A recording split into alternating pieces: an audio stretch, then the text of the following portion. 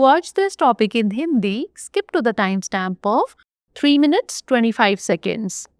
Welcome to Legal Update Program. The topic of discussion is Supreme Court clarifies bribery presumption. First of all, let's see why is it in the news. Recently, in the state of Karnataka versus Chandrashala case, the Supreme Court has held that the amount of bribe is not substantial to make presumption under Section 20 of the Prevention of Corruption Act 1988. Now moving on to background of the case. This case involves a government employee defendant who demanded a bribe of rupees 2000 to approve a bill for leave salary encashment. The bribe request was made to a second division assistant on 29th July 2009. He reported this to the Lokayukt, who set up a trap. On 5th August 2009, the defendant was caught accepting the bribe and the money was marked with special powder. The defendant was arrested and a case was filed under the Prevention of Corruption Act, Sections 7 and 13 1D, read with Section 13 2.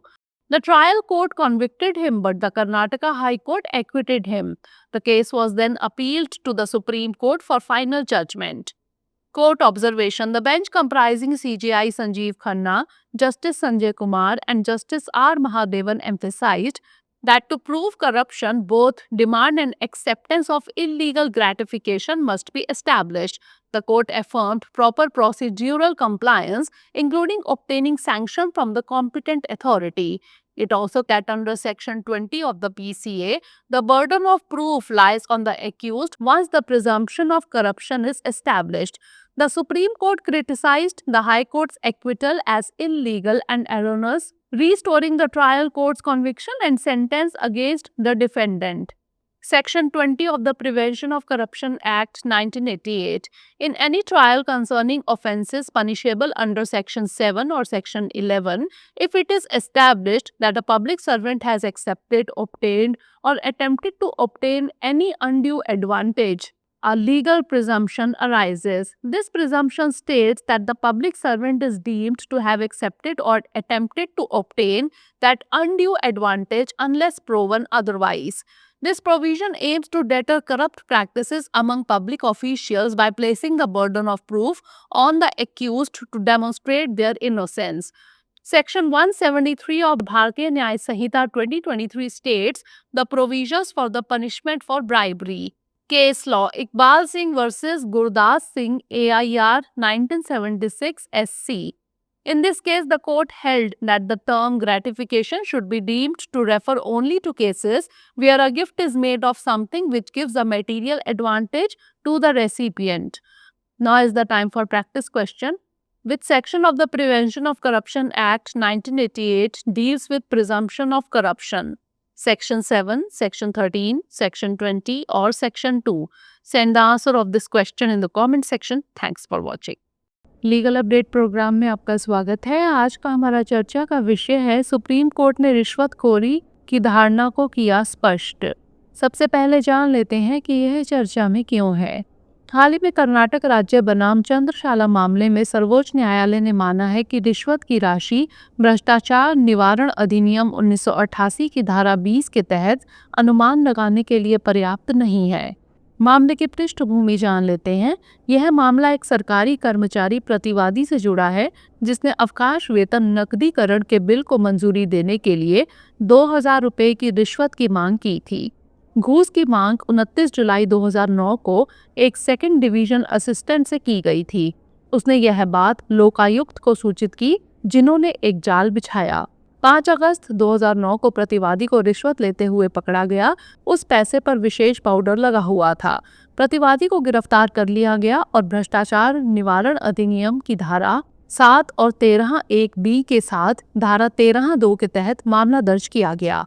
निचली अदालत ने उन्हें दोषी ठहराया, लेकिन कर्नाटक उच्च न्यायालय ने उन्हें बरी कर दिया। इसके बाद मामले को अंतिम निर्णय के लिए सर्वोच्च न्यायालय में अपील की गई। न्यायालय की टिप्पणी। मुख्य न्यायाधीश संजीव खन्ना, न्यायमूर्ति संजय कुमार और न्यायमूर्ति आर महादेवन की पीठ ने इस बात पर जोर दिया कि भ्रष्टाचार को साबित करने के लिए अवैध रिश्वत की मांग और स्वीकृति दोनों को स्थापित किया जाना चाहिए।